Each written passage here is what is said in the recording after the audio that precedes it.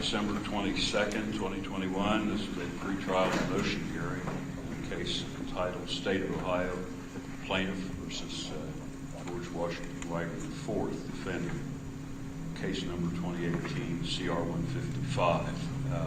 Present in court today is the defendant. He is accompanied by both of his attorneys, John Parker and Richard Nash. For the state, we have prosecuting attorney Rob Junk, special prosecutor Angela Canepa, and special prosecutor Andrew Wilson, and also Ryan Scheider. He was a special agent with Ohio Bureau of Criminal Identification and Investigation, is also present. Several motions we need to discuss today. We have also set another motion hearing and pretrial for February 2nd at 9 o'clock a.m. And we'll discuss what will take place on that day in a little bit. But defendant's motion number 61, it was to be heard today.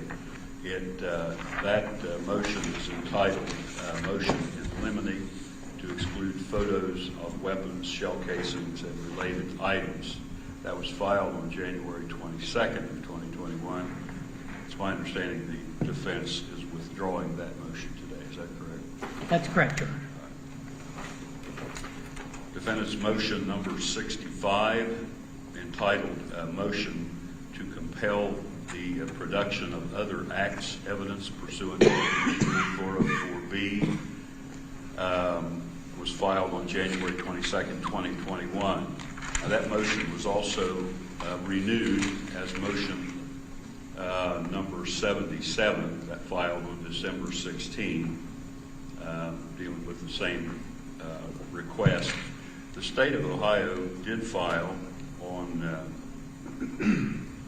I believe, February 22nd, a notice of intent to use other acts evidence pursuant to 404B.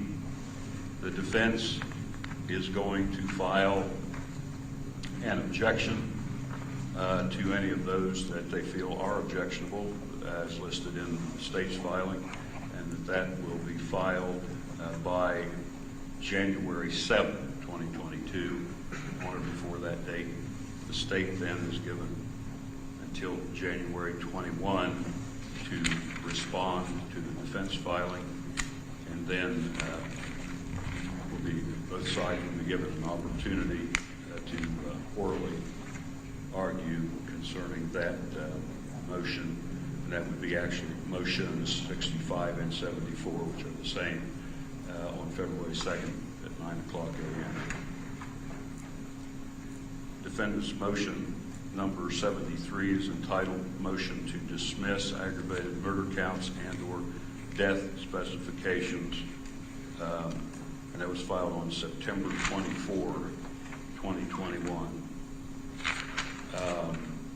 We will have an oral argument concerning that one today. Let me see if we, before doing that though, let me go through some of these other motions on the docket. On agreement of the parties, defendant's motion 62, entitled Motion to Revoke the Andrew Wilson appointment as special prosecuting attorney, that was filed on January 22, 2021. On agreement of the parties, that motion was submitted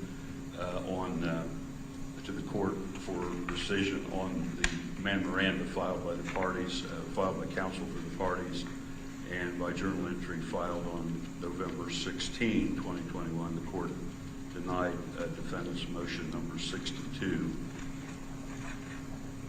Defendant's motion 63 is entitled Motion to Require Government to Reveal Any Agreement, Conditional or Otherwise, with any prosecution witness, including law enforcement officers, that could influence his or her testimony. That motion was granted. The court also found that the state had complied with that motion by providing agreements between the state and defendant, co-defendant Edward Jacob Wagner and co-defendant Angela Jo Wagner, but that the state also has a continuing duty to furnish the defense with any such agreements if any are subsequently reached, any additional agreements. The defendant has withdrawn defendant's motions number 64, 66, 67, 68, 69, and 72.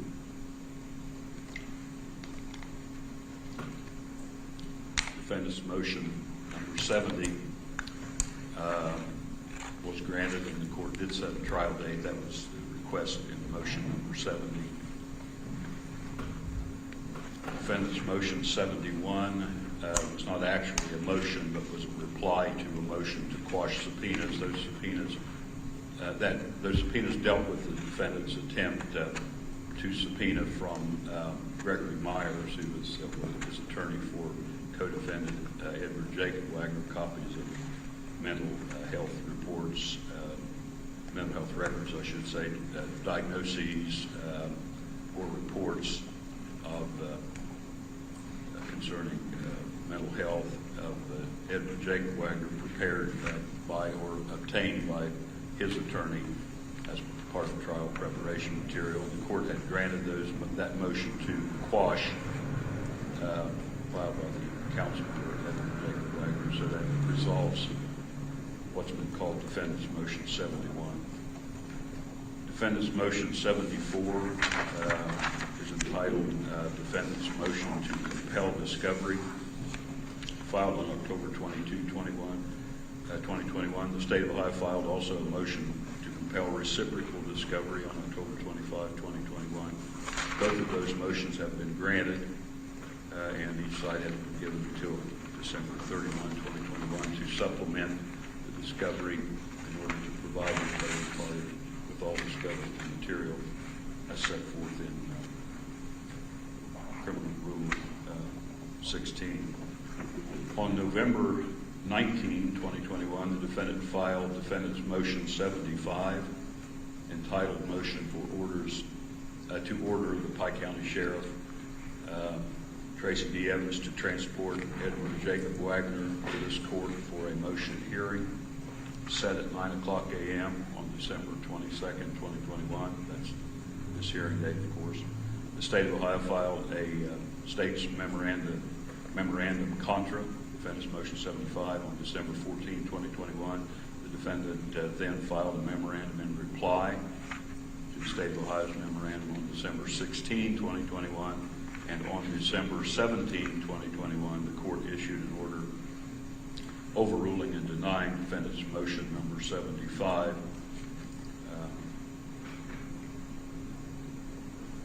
but indicating that the court may reconsider that based on the outcome of the hearing today, what was brought up at the hearing today.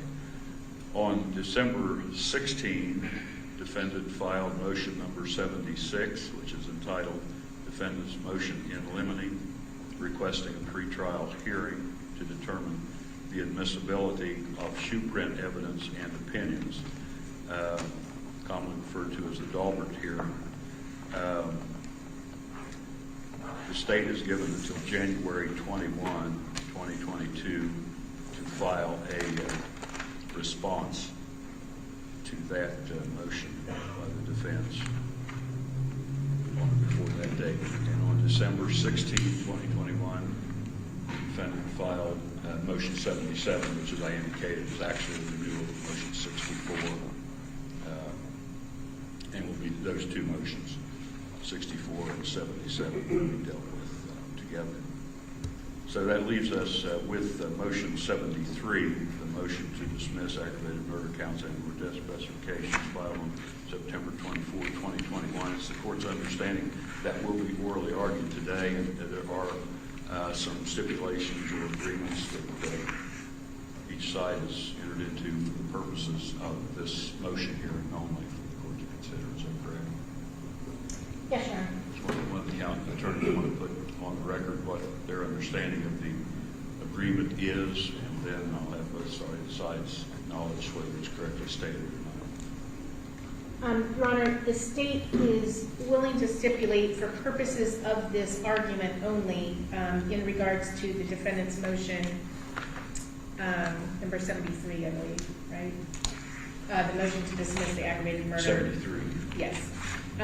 So for purposes of the defendant's motion number 3 only, the state is willing to agree that that George Wagner was not the shooter of any of the 8 individuals that were killed on April 22nd of 2016. It seems like there was something else too. Yeah, pursuant to Jake Wagner's proffer. Now, we have Mr. Parker on. Judge, may I argue at this point? Yes. Thank you. Your Honor, may it please the court, prosecutors.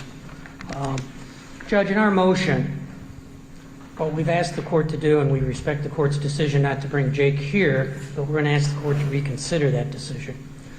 We have asked the court to dismiss counts 1 through 8 and or the accompanying death specifications, which make this case a death penalty, potentially, for Mr. George Wagner.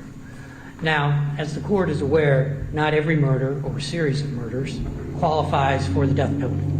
Only the worst of the worst are supposed to be exposed to the death penalty. The case law is clear on that. Based on Jake Wagner's proffer, which was given in April of this year and turned over to the defense in September of this year, it is unequivocal, it is without question, that according to Jake Wagner, George did not shoot or kill anybody that's a named victim in this case. He did not pull a trigger once.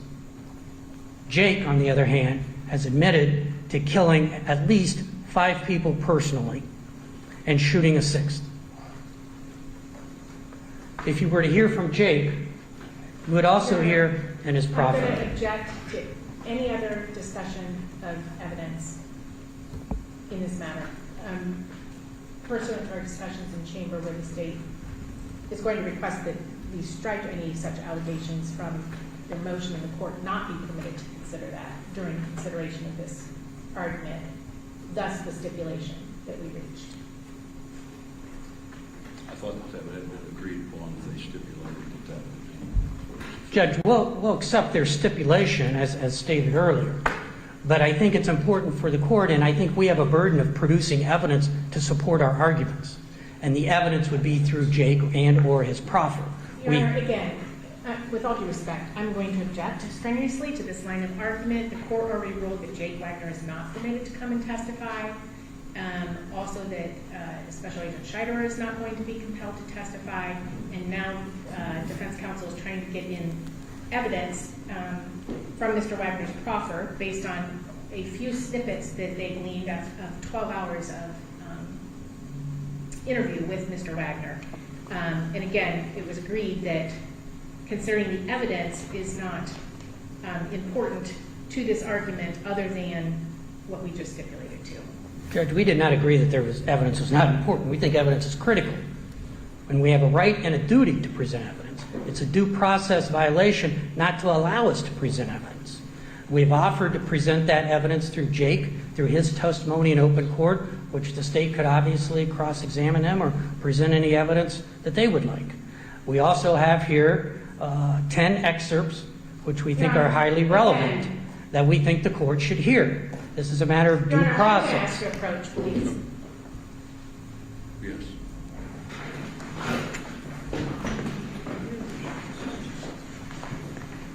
Angela, you want this on the record, don't you? Yes, I do.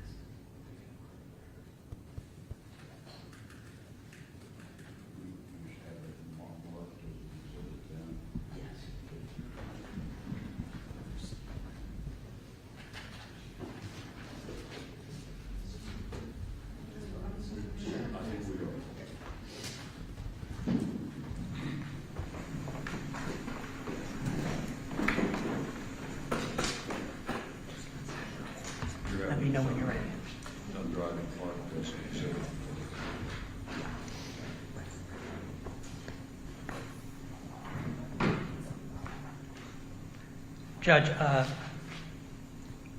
we'd ask the defendant's Exhibit 1 be marked and admitted. Proffer exhibit is here. State's position on that as well. Your Honor, I do not care. Certainly he's allowed to proffer something that he wanted to admit, and the court is not permitting him to admit. Obviously with the caveat that, I'm assuming that's under seal and the court is not going to consider any of that for purposes of this motion. Yeah, the court will, you're offering that as an exhibit. That's correct, Your Honor. And you're objecting to it. You're objecting to it being admitted for the court's consideration. Correct. All right. And the court will sustain the objection. The court doesn't want to get in a situation where we are trying the case before the trial. I'll permit the arguments to be made, but this, as I understand it, this exhibit, correct me if I'm wrong, are bits and pieces of the proffer that Mr. Wagner, Jacob Wagner, made, which I understand to be several hours long, and this is just portions of that. Is that correct? That's correct. 10 separate portions, Your Honor. I'm sorry. 10 separate portions. And the state's objection goes to the fact that these 10 snippets may not present an accurate picture of the entire brothel. Correct, Your Honor. There are definite contradictory statements that Mr. Wagner made, and there was 12 hours of interviewing Mr. Wagner. And then also Angela Wagner. All right. So the court will sustain the objections to this exhibit. However, you still have the stipulation that this defendant, for the purposes of this motion, this defendant didn't shoot him. Per Jake's property, yes. Judge, thank you. I'll continue on from that point. Judge, this court has the authority under Criminal Rule 48, under State v. Bush, B-U-S-C-H, which we cite in our motions, and also through the evolving standards of decency, the court has a duty under both the Ohio Constitution and the federal Constitution to dismiss, at the very least, the death specifications as it relates to Mr. George Wagner, even if you only consider it in light of the stipulation. And what this means is that George Wagner didn't shoot anybody, yet the state is pursuing death. And what is unique to this case is that it has taken death off the table. It has agreed to a life plea for Jake, who killed at least 5 people. That's inherently unfair, number one. Number two, it's unconstitutional. It's unconstitutional under our evolving standards of decency. We no longer subject someone who's got an intellectual disability, which we used to call mental retardation. We no longer subject those people to the death penalty. We no longer subject people with serious mental illnesses, as defined by the Ohio legislature, to the death penalty. And it's our position that you should no longer subject George Wagner to the death penalty when he didn't shoot anybody, according to Jake, their star witness, when the state especially has provided Jake with a life sentence, and he is the actual killer of these people. This is an abuse of power, and it deprives our client of due process of law. And to prevent him from calling witnesses to support this motion, we think is a further due process violation. We understand that we have our exhibit that's been admitted. The state is certainly free to present any exhibits or witnesses they want. But it's our position that, especially in this case, when the state intends to dismiss the death penalty against George Wagner, eventually, if Jake testifies to their satisfaction that under these unique facts and this unique situation, when George is not the shooter, he didn't kill anybody, according to their star witness, that it's unconstitutional, abusive process, and just plain out indecent for them to pursue the death penalty against George at this time. Thank you. Let me ask you a question. Of course, sure. It's the case that during the course of trial, as the state has presented its case, could this motion be renewed when we have a full presentation of the state's case at that point? It could be renewed, Your Honor, but we think it's an absolute abuse of power and a waste of state resources to continue seeking the death penalty from this point forward. Now, the court may think otherwise, but that's our position. Well, and secondly, the agreed penalty that in the Edward Jacob Wagner case is based upon a negotiated plea wherein he pled guilty to several offenses, correct? That is correct.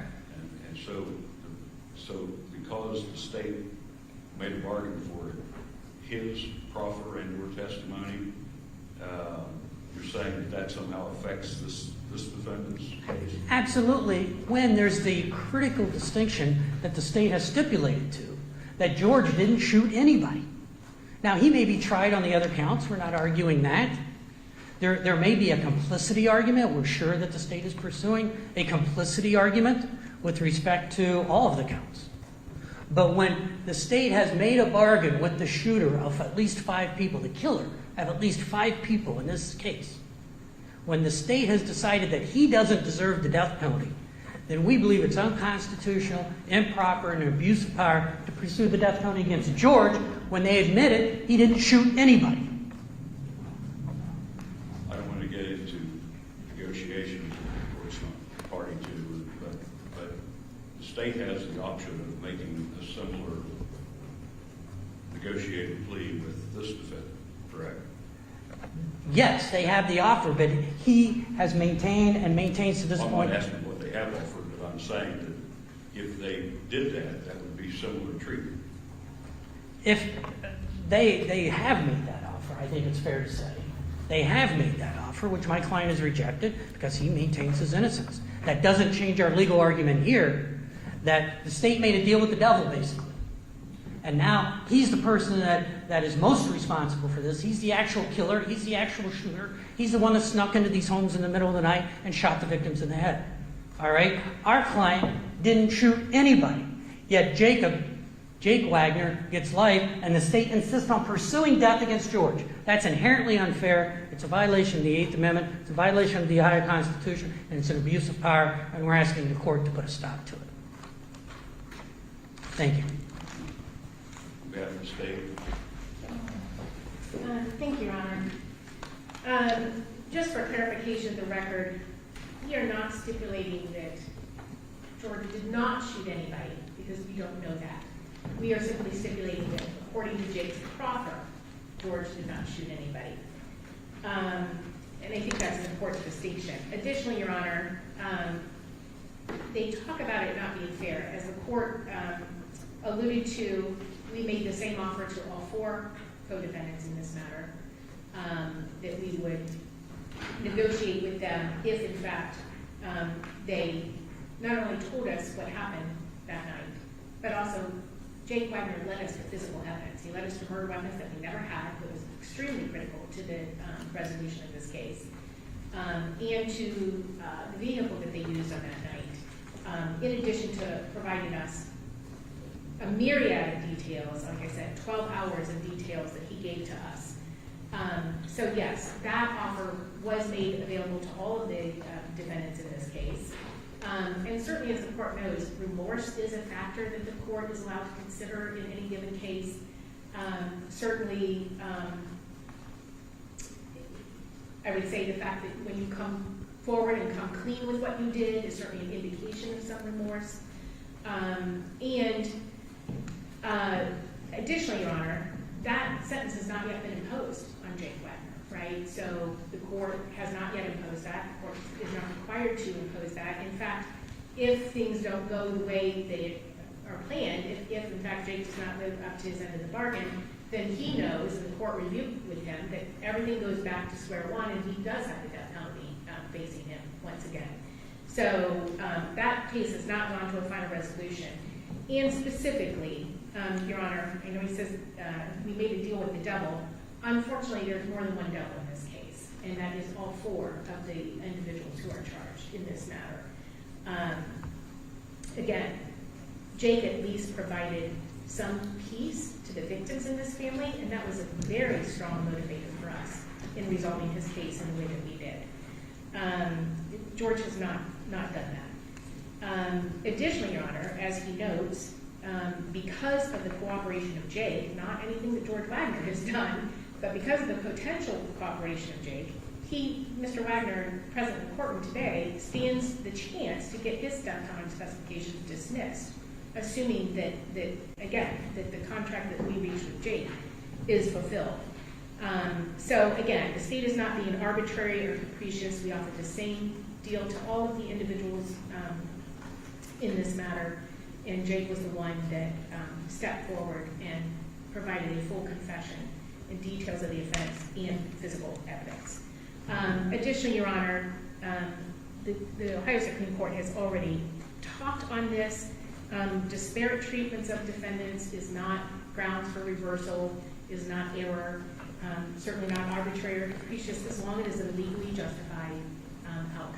So as long as the sentence is a legal sentence, which in this case, death penalty certainly is, if we get to that point, and if the jury, after deliberation, makes that recommendation to the court, and the court adopts that recommendation from the jury. So this certainly is a legal sentence. We referenced we referenced State versus Dean, which in fact was Mr. Wilson's death penalty case, in which the principal offender, i.e. the shooter in that case, did not receive the death penalty because he was not eligible, but the non-shooting co-defendant, compliciter, did receive a death penalty, and the Ohio Supreme Court already ruled that that is not error to do that. So again, Your Honor, additionally, he arguing that it's not constitutional. We argued this in some of our death penalty motions, but the Supreme Court of the United States has made it clear that the death penalty per se is not cruel and unusual. So again, Your Honor, I think it's clear based on Ohio Supreme Court case law, which has looked directly at the death penalty case regarding principal offenders and not principal offenders, that disparate treatment in the final analysis, and again, I would submit that it certainly is not disparate because the same opportunity was available for each of the defendants in this case. It might result in different outcomes, although again, let's just play that out. If Jake Wagner testifies, upholds his end of the bargain, he doesn't face the death penalty, but neither will George. If he doesn't fulfill his end of the bargain, then Jake Wagner will face the death penalty, as will George. So it's actually identical treatment of both defendants in this situation. And again, whether he is the principal offender or the complicit, the case law, the Ohio Revised Code is very clear that you treat the principal offender as the 292303F says the statute provides that a charge of complicity may be stated in terms of this section or in terms of the principal offense. Ohio courts have recognized that this provision adequately notifies defendants that the jury may be instructed on complicity even when the terms are drawn in terms of the principal offense. And likewise, Your Honor, they are allowed to be punished the same, identical to the principal offender. We are requesting the court, as I alluded to not consider any of the references that the defendant made in their motion to any factual bits of information beyond what we stipulated to.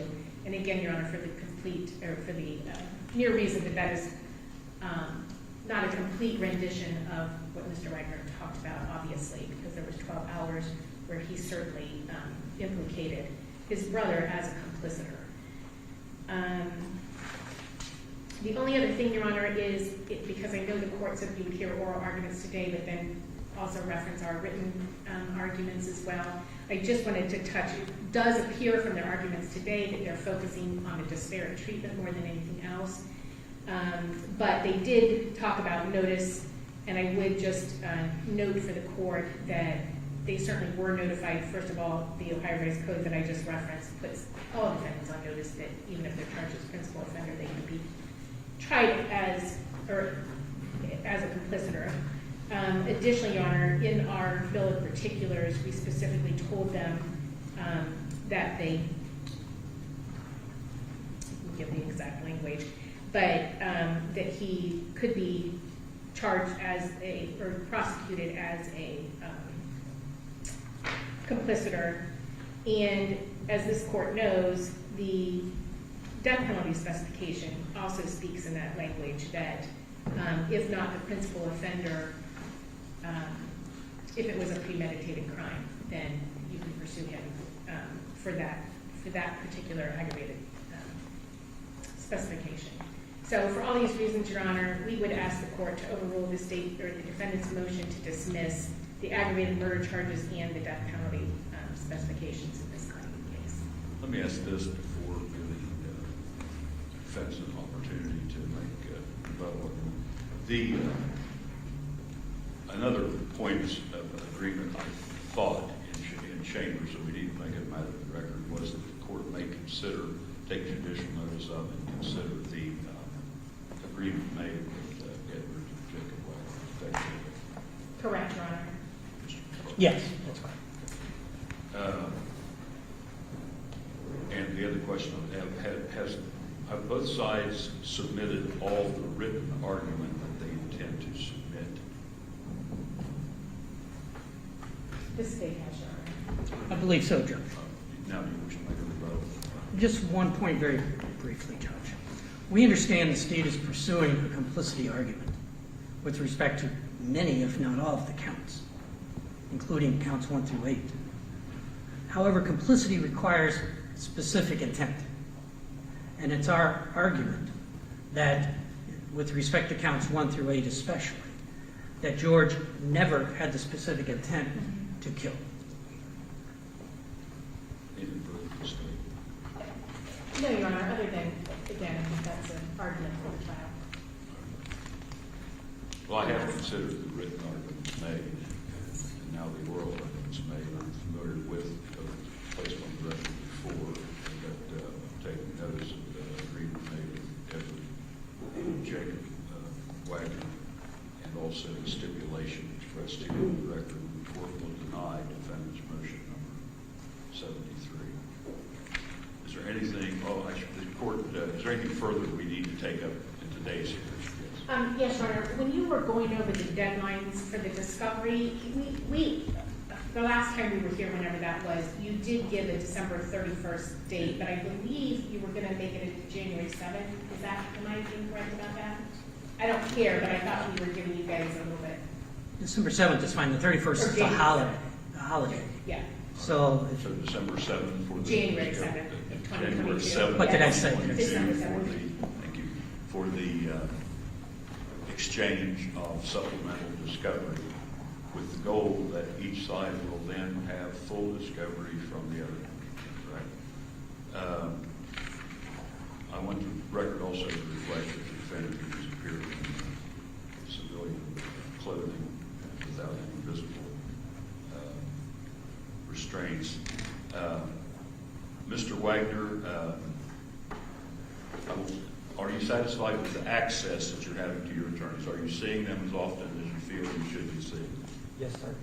Are you satisfied with the services they're providing on your behalf in your defense in this case? Yes, sir. Do you have any complaints that you wish to register to the court at this time? You can talk to No, the attorneys sir. first if you want to. I'm good. All right, okay. And Mr. Parker or Mr. Nash, are you satisfied with the access you were having to Mr. Wagner? Yes, sir. Do you have any complaints about the way you're being dealt with here? No, Your Honor.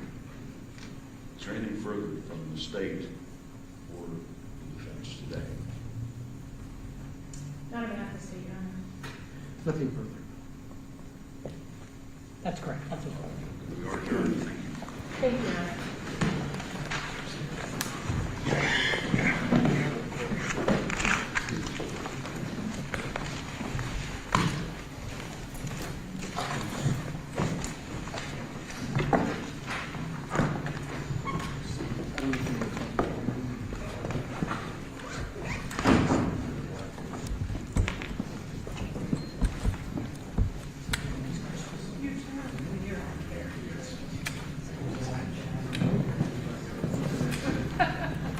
see your eyes.